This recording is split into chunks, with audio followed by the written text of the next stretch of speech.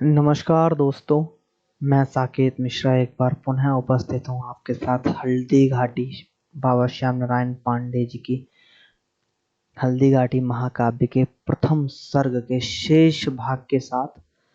जैसा कि आप सभी देख चुके हैं, हमने पिछले वीडियो में प्रथम सर्ग का कुछ भाग पढ़ा था, समझा था। आज हम उसी के शेष भाग को कंप्लीट करेंगे और आज कोशिश करेंगे कि हल्दी घाटी महाकाव्य के प्रथम सर्ग को हम फिनिश कर सकें, कंप्लीट कर सकें। ठीक है, तो चलिए बिना किसी देर के हम स्टार्ट करते हैं बाबा श्याम नारायण पांडे के हल्दी घाटी महाकाव्य को, जो कि महाराणा प्रताप जी के शौर्य पराक्रम की कहानी को बयां करता है और अकबर और महाराणा प्रताप के बीच हुए भीषण युद्ध की व्यथा को बाबा श्याम नारायण पांडे जी ने अपने शब्दों के जरिए एक नई दिशा, एक नई प्रस्तुति देने की कोशिश की है। चलिए स्टार्ट करते हैं। प्रथम सर्ग में हमने जो पढ़ा था, उसके बाद हम 61 छंद मतलब 61वें छंद से हम स्टार्ट करेंगे, जो कि उन्होंने लिखा है। राजपूत हूँ, मुझे चाहिए ऐसी कभी सलाह नहीं, तुष्ट रहो या रुष्ट रहो मुझको इसकी परवाह नहीं। रुक सकता है ए प्रताप मेरे उत का उद्गार नहीं, बिना युद्ध के अब कदाप है किसी तरह उद्धार नहीं। मुख सम्मुख ठहरा हूँ मैं, रण सागर में लहरा हूँ मैं, हो न युद्ध इस नम्र विनय पर आज बना बहरा हूँ मैं। विश्व बखेर कर बैर किया राणा से ही क्या लाखों से, लगी बरसने चिंगारी राणा की लोहित आंखों से। क्रोध बड़ा आदेश बड़ा अब वार न रुकने वाला है, कहीं नहीं पर यही हमारा मस्तक झुकने वाला है। तनकर राणा शक्ति सिंह से बोला, ठहरो ठहरो तुम, ये मेरे भीषण भाला भाई पर लहरो लहरो तुम। पीने का है यही समय, इच्छा भर शोणित पी लो तुम, बड़ो बड़ो अब बक्ष स्थल में घुसकर विजय अभी लो तुम। शक्त सिंह आखेट तुम्हारा करने को तैयार हुआ, लोकर मैं करवल बचो अब मेरा तुम पर वार हुआ। खड़े रहो भा लेने तन को लून किया, अब लून किया खेद महाराणा प्रताप ने आज तुम्हारा खून किया। देश भक्ति आग क्रोध की शक्त सिंह भी क्रुद्ध हुआ, हाँ कलंक की वेदी पर फिर उन दोनों का युद्ध हुआ। कूद पड़े वे अहंकार से भीषण रण की ज्वाला में, रणचंडी भी उठी रक्त पीने को भरकर प्याला में। होने लगे वार हरके से एक लिंग प्रतिकूल हुए, मौत बुलाने वाले उनके तीक्ष्ण अग्रसर शूल हुए।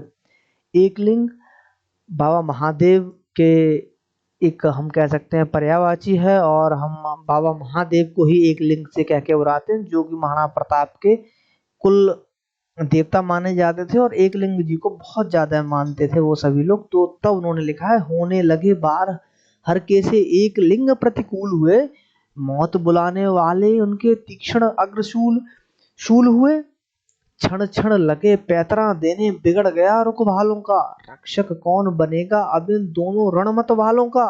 दोनों का यह हाल देख वन देवी थी उर्फाड़ रही, भाई भाई के विरोध से कांप उठी मेवाड़ मही।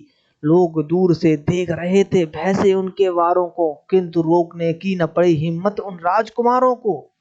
इस में उन्होंने बाबा श्याम नारायण पांडे जी ने बताया है कि जब महाराणा प्रताप और शक्ति सिंह के बीच युद्ध हो रहा था, तो लोग दूर से देख रहे थे, इतना भीषण युद्ध हो रहा था, लेकिन किसी की इतनी हिम्मत नहीं हो रही थी कि उन राजकुमारों को रोक सके। तो उन्होंने क्या लिखा है, लोग दूर से देख रहे थे भय से उनके वारों को, किंतु रोकने की न पड़ी हिम्मत उन राजकुमारों को।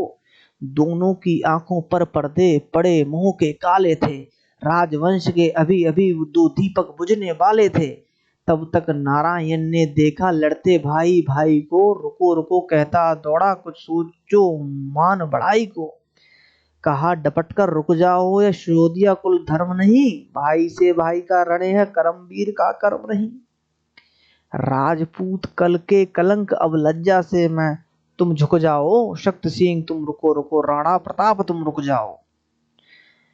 चतुर पुरोहित की बातों की दोनों ने परवाह न की, अहो पुरोहित ने भी निज प्राणों की रचक चाह न की। उठा लिया विकराल छुरा, सीने में मारा ब्राह्मण ने, उन दोनों के बीच बहा दी शून्य धारा ब्राह्मण ने।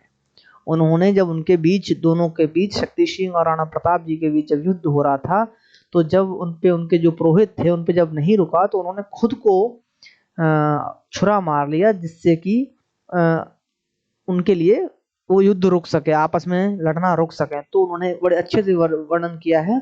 उठा लिया विकराल छुरा, सीने में मारा ब्राह्मण ने, उन दोनों के बीच बहा दी शून्य धारा ब्राह्मण ने।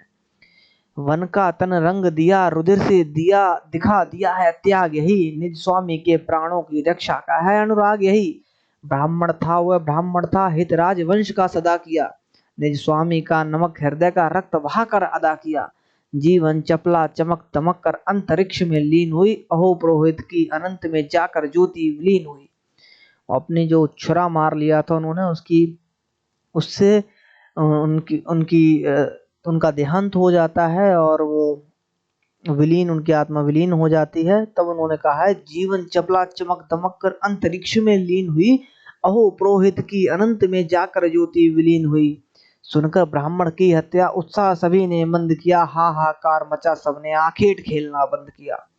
खून हो गया का जंगल में शोर हुआ, धन्य धन्य है धन्य पुरोहित यह चारों ओर हुआ।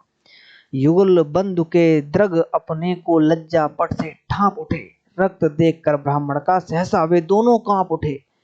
ब्राह्मण की, उसकी चतुर जो उनके पुरोहित थे, कुल पुरोहित थे, उनकी हत्या देख के राणा प्रताप और शक्ति सिंह व्याकुल हो गए, कांप गए। तो उन्होंने बड़े अच्छे से कहा, युगल बंधु के द्रग अपने को लज्जा पट से ढांप उठे और रक्त देखकर ब्राह्मण का सहसा वो दोनों कांप उठे। धर्म भीरु राणा का तन तो भय से कंपित और हुआ, लगा सोचने अहो कलंकित वीर देश चित्तौड़ हुआ। बोल उठा राणा प्रताप, मेवाड़ देश को छोड़ो तुम, शक्ति सिंह तुम हटो हटो मुझसे अब नाता तोड़ो तुम। शिशोदिया कुल के कलंक, हाँ जन्म तुम्हारा व्यर्थ हुआ, हाय तुम्हारे ही कारण है पातक वहां अनर्थ हुआ। सुनते ही ये मौन हो गया, घूंट घूंट विषपान किया, आज्ञा माने यही सोचता दिल्ली को प्रस्थान किया। हाय निकाला गया आज दिन मेरा बुरा जमाना है, भूख लगी है प्यास लगी है पानी का नहीं ठिकाना है। अब जब महाराणा प्रताप ने गुस्से में शक्ति सिंह को राज्य से बाहर, चित्तौड़ से बाहर जाने के लिए बोल दिया, तब उन्होंने कहा है कि मैं सपूत हूँ राजपूत हूँ, मुझको ही जरा यकीन नहीं, एक जगह सुख से बैठा दूं अंगुल मुझे जमीन नहीं। अकबर से मिल जाने पर हाँ राजपूती की शान कहाँ, जन्म भूमि पर रह जाएगा हाँ अब नाम निशान कहाँ। यह भी मन में सोच रहा था, इसका बदला लूंगा मैं, क्रोध हताशन में आहुति मेवाड़ देश की दूंगा मैं। शिशोदिया में जन्म लिया यद्यपि यही है कर्तव्य नहीं, पर प्रताप अपराध कभी क्षंतव्य नहीं क्षंतव्य नहीं। कहते हैं शक्ति सिंह पहुंचा अकबर भी आकर मिला कलेजे से। अब शक्ति सिंह जो थे वो गुस्से में आके अकबर के दरबार में पहुंच गए। तब क्या लिखते हैं बाबा श्याम नारायण पांडे जी, शक्ति सिंह पहुंचा अकबर भी आकर मिला कलेजे से, लगा छेदने राणा का और कूटनीत के तेजे से। युगल बंधु रण देख क्रोध से लाल हो गया था सूरज, मानो उसे मनाने को अंबर पर चढ़ती थी भूरज। किया सुनहला काम प्रकृति ने, मकड़ी के मृदु तानों पर छलक रही थी अंतिम किरणें राजपूत तलवारों पर। धीरे धीरे रंग जमा तक का सूरज की लाली पर, कौवों की बैठी पंचायत तरु की डाली डाली पर। चूम लिया शशि ने झुककर कोई के कोमल गालों को, देने लगा रजत हंस हंसकर सागर सरिता नालों को। हिस्न चनन जंतु निकले गहवर से, घूर लिया गिर झीलों को, इधर मलिन महलों में आया लाश सौंप कर भीलों को। जो भील थे वो राणा प्रताप के बहुत ही हितैषी माने जाते थे और उनका जो रहना था वो जंगलों में होता था। तो उन्होंने कहा इधर मलिन महलों से आया लाश सौंप कर भीलों को। वंश पुरोहित का प्रताप ने धा कर्म करवा डाला, देकर धन ब्राह्मण कुल के खाली घर को भरवा डाला। जहां लाश थी ब्राह्मण की जिस जगह त्याग दिखलाया था, चबूतरा बन गया जहां प्राणों का पुष्प चढ़ाया था। गया बंद पर गया न गौरव अपनी कुल परिपाटी का, पर विरोध भी कारण है भीषण रण हल्दी घाटी का। जिस ब्राह्मण की हत्या हो गई थी वहां पे महाराणा प्रताप ने उनके घर वालों को धन्य धान देकर उनकी उनका रख रखाव के लिए उनको संपत्ति से उनकी रख रखाव के लिए उनको संपत्ति दी। और जहाँ पे उनका बलिदान हुआ था चतुर ब्राह्मण का, जो उनके कुल पुरोहित थे, उनके लिए चबूतरा और उनकी समाधि बड़े अच्छे तरीके से उन्होंने बनवाई। तो यहाँ पे उन्होंने मेंशन किया है, उन्होंने दिखाया है, जहाँ लाश थी ब्राह्मण की जिस जगह त्याग दिखलाया था, चबूतरा बन गया जहाँ प्राणों का पुष्प चढ़ाया था। गया बंधु पर गया न गौरव अपनी कल परिपाटी का, पर विरोध भी कारण है भीषण रण हल्दी घाटी का। मेवाड़ तुम्हारी आगे अब हाँ कैसी गति होगी, हाँ अब तेरी उन्नत में क्या पग पग परे यही यति होगी।